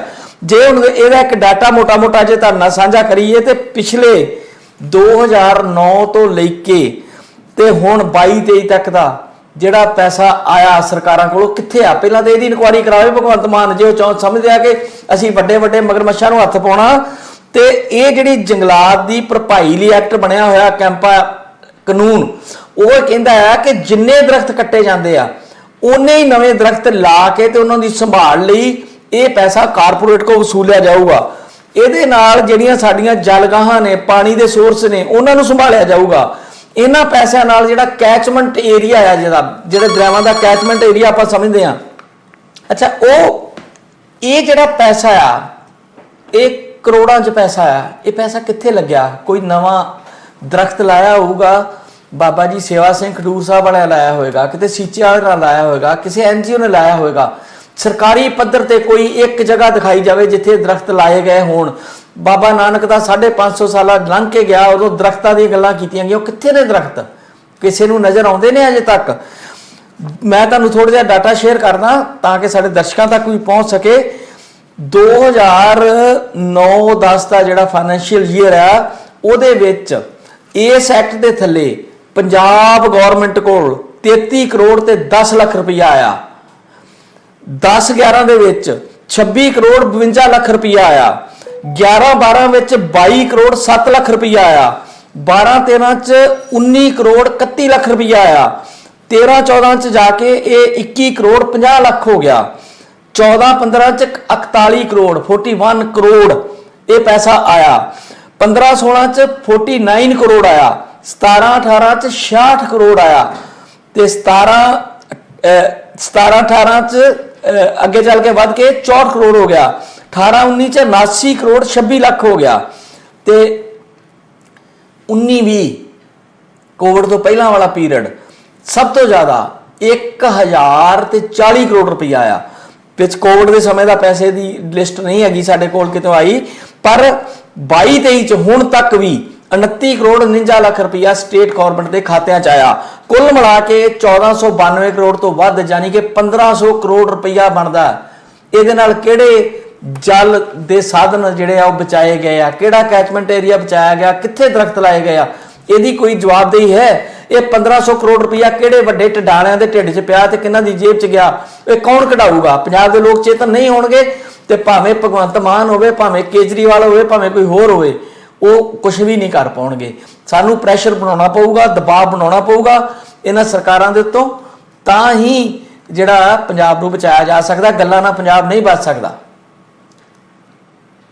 ਬਿਲਕੁਲ ਗਿੱਲ ਸਾਹਿਬ, ਇਹ ਜਿਹੜੇ ਤੁਸੀਂ ਅੰਕੜੇ ਸਾਂਝੇ ਕੀਤੇ ਨੇ, ਇਹ ਅੰਕੜੇ ਸਰਕਾਰਾਂ ਕੋਲ ਨੇ, ਪਰ ਇਹ ਇਕੱਲੇ ਅੰਕੜਿਆਂ ਤੱਕ ਹੀ ਗੱਲਾਂ ਸਰਕਾਰਾਂ ਕੋਲੋਂ ਦੇ ਅੰਕੜੇ ਆਏ ਸਰ। ਇਹ ਅੰਕੜੇ ਆਏ ਕਿੱਥੋਂ? ਆਏ ਸਰਕਾਰਾਂ ਕੋਲੋਂ ਆ। ਸਰਕਾਰਾਂ ਦੀ ਬੇਸ਼ਰਮੀ ਆ ਕਿ ਅੰਕੜੇ ਹੈਗੇ ਆ ਪਰ ਉਹ ਕਿੱਥੇ ਆ? ਪੈਸਾ ਕਿੱਥੇ ਆ? ਉਹ ਪੈਸਾ ਕਿੱਥੇ ਆ ਸਰ? ਜਿਹੜਾ ਵੀ ਸਿਸਟਮ ਚੱਲਦਾ ਆ ਰਿਹਾ ਤੇ ਉੱਥੇ ਅਧਿਕਾਰੀ ਨੇ, ਉਹ ਜਵਾਬਦੇਹ ਕਿੱਥੇ ਨੇ? ਉਹ ਪੈਸਾ ਤੁਹਾਡਾ ਕਿੱਥੇ ਦਰਖਤ ਲੱਗਣੇ? ਹਰੇਕ ਵੱਲੋਂ ਦਰਖਤ ਲਗਾਉਣ ਲਈ ਬੂਟੇ ਵੰਡੇ ਜਾਂਦੇ ਨੇ, ਮੁਹਿੰਮਾਂ ਚੱਲ ਜਾਂਦੇ ਨੇ, ਪਰ ਉਹ ਦਰਖਤ ਇੱਕ ਵਾਰ ਲਗਾਏ ਜਾਂਦੇ ਨੇ, ਉਹਦੀ ਸਾਂਭ ਸੰਭਾਲ ਲਈ ਕੀ ਹੋਇਆ? ਇਹ ਗੱਲਾਂ ਸਿਰਫ ਗੱਲਾਂ ਤੱਕ ਕਰਨ ਤੱਕ ਹੀ ਸੀਮਿਤ ਨੇ, ਜਾਂ ਫਿਰ ਅੰਕੜਿਆਂ ਨੂੰ ਵੀ ਅਸੀਂ ਇੰਨਾ ਕੰਮ ਕਰਦਾ ਕਿ ਅੱਗੇ ਰਿਪੋਰਟਾਂ ਭੇਜ ਦਿੱਤੀਆਂ ਜਾਂਦੀਆਂ ਨੇ ਵੀ ਪੰਜਾਬ ਦੇ ਵਿੱਚ ਅਸੀਂ ਇੰਨੇ ਕਰੋੜ ਦੇ ਦਰਖਤ ਲਗਾਤੇ। ਇਹ ਤੁਸੀਂ ਇਹਦਾ ਤਾਜ਼ਾ ਮਾਮਲਾ ਧਰਮਸੋਤ ਜੀ ਦੇ ਕੇਸ 'ਚ ਦੇਖਿਆ ਹੋਣਾ ਵੀ ਜਿਹੜੇ ਕਿ ਕੱਟੇ ਹੋਏ ਬੂਟੇ ਜਗ੍ਹਾ ਬੂਟੇ ਲਗਾਉਣੇ ਸੀ, ਉਹ ਬੂਟੇ ਵੀ ਜਿਹੜੇ ਮੁਲਾਜ਼ਮ ਸੀ ਉਹ ਖਾ ਗਏ। ਤੇ ਇਸ ਤੋਂ ਇਲਾਵਾ ਹਰ ਇੱਕ ਮਹਿਕਮੇ ਦੇ ਵਿੱਚ ਇਹ ਸਿਸਟਮ ਇੱਕ ਰਾਖਵਾ ਹੁੰਦਾ ਵੀ ਉੱਥੇ ਦੇ ਬੂਟਿਆਂ ਪ੍ਰਤੀ ਉਹ ਆਪਣੀ ਕਾਰਵਾਈ ਕਰਨਗੇ ਜਾਂ ਲਗਾਉਣਗੇ। ਤਾਂ ਇਹ ਸਾਰਾ ਪੈਸੇ ਦੀ ਵੱਡੇ ਪੱਧਰ ਤੇ ਹਰੇਕ ਵਾਰ ਘਪਲਾ ਹੁੰਦਾ, ਪਰ ਇਹ ਘਪਲੇ ਸਿਰਫ ਕਾਗਜ਼ਾਂ ਤੱਕ ਹੀ ਸੀਮਿਤ ਨੇ, ਇਹਨੂੰ ਉਜਾਗਰ ਕੀ ਕਰਨਗੇ? ਇਸ ਕਰਕੇ ਜਿਹੜਾ ਸਾਡਾ ਪੰਜਾਬ ਦਾ ਵਾਤਾਵਰਨ ਇਸ ਤਰ੍ਹਾਂ ਦਿਨੋਂ ਦਿਨ ਵਿਗੜਦਾ ਜਾ ਰਿਹਾ। ਜਦ ਤੱਕ ਸਾਡੇ ਲੋਕਾਂ ਦੇ ਵਿੱਚ ਜਨ ਚੇਤਨਾ ਜਾਂ ਸਰਕਾਰ ਨੂੰ ਇੱਕ ਵਿਰੋਧ ਦੇ ਤੌਰ ਤੇ ਕਰਨਾ ਨਹੀਂ ਪਊਗਾ, ਨਹੀਂ ਤਾਂ ਮੌਕੇ ਦੀਆਂ ਸਰਕਾਰਾਂ ਨੇ ਆਪਣੀ ਸੱਤਾ ਦੇ ਕਰਕੇ ਸਿਰਫ ਲੋਕਾਂ ਨੂੰ ਲੁਝਾਉਣ ਦਾ ਸੀਮਿਤ ਰਹਿਣਗੇ, ਜਿਹੜੇ ਕਿ ਅਸਲੀ ਮੁੱਦਿਆਂ ਤੇ ਲੋਕ ਭਟਕਦੇ ਰਹਿਣਗੇ। ਜਿਹੜੇ ਸਾਡੇ ਮੇਨ ਮੁੱਦੇ ਬੇਰੁਜ਼ਗਾਰੀ, ਖੇਤੀਬਾੜੀ ਨੂੰ ਪੁਨਰ ਨਿਰਮਾਣ ਕਰਨਾ, ਇਹ ਚੀਜ਼ਾਂ ਵਿੱਚ ਅਸੀਂ ਫਸਦੇ ਰਹਾਂਗੇ ਤੇ ਵਾਤਾਵਰਨ ਦਾ ਦਿਨੋਂ ਦਿਨ ਵਿਗਾੜ ਹੋ ਰਿਹਾ, ਇਸ ਦੇ ਵਿੱਚ ਕੋਈ ਸ਼ੱਕ ਨਹੀਂ। ਜੀ ਗਿੱਲ ਸਾਹਿਬ। ਸੋ ਮਨਦੀਪ ਜੀ, ਹੁਣ ਮੁੱਖ ਦੀ ਗੱਲ ਤੇ ਇਹ ਆ ਕਿ ਇਹ ਸੰਘਰਸ਼ ਜਿਹੜਾ ਆਰੰਭ ਹੋ ਜਾਏਗਾ, ਇਹਦਾ ਬਿਗਲ ਵੱਜ ਚੁੱਕਾ ਹੈ। ਔਰ ਜੇ ਕੇਂਦਰ ਦੀ ਸਰਕਾਰ ਨੇ ਖੇਤੀ ਕਾਨੂੰਨ ਵਾਪਸ ਲਏ ਆ ਤਾਂ ਮੈਂ ਦਾਅਵਾ ਕਰ ਸਕਦਾ ਹਾਂ ਕਿ ਪੰਜਾਬ ਦੇ ਲੋਕ ਇੰਨੇ ਚੇਤਨ ਨੇ ਕਿ ਇਹ ਕਾਲਾ ਕਾਨੂੰਨ ਵੀ ਜਿਹੜਾ ਹੈ ਇਹਨੂੰ ਵਾਪਸ ਜਿਹੜਾ ਉਹ ਲੈ ਲੈਣਗੇ ਜਾਂ ਲੈਣ ਲਈ ਘੱਟੋ ਘੱਟ ਜਦੋਜਹਿਦ ਕਰਦੇ ਦਿਖਾਈ ਦੇਣਗੇ। ਪਰ ਜਿਹੜਾ ਡਰ ਹੈ, ਜਿਹੜੀ ਗੱਲ ਦਾ ਮੈਂ ਪਹਿਲੇ ਸ਼ੁਰੂਆਤੀ ਜਿਹੜੇ ਸ਼ਬਦ ਸੀ ਉਹਨਾਂ 'ਚ ਖਦਸ਼ਾ ਪ੍ਰਗਟ ਕੀਤਾ ਸੀਗਾ ਕਿ ਇਹ ਜਜ਼ਬਾਤੀ ਜਿਹਾ ਮੁੱਦਾ ਕਿਤੇ ਗਲਤ ਦਿਸ਼ਾ ਨਾ ਲੈ ਜਾਵੇ।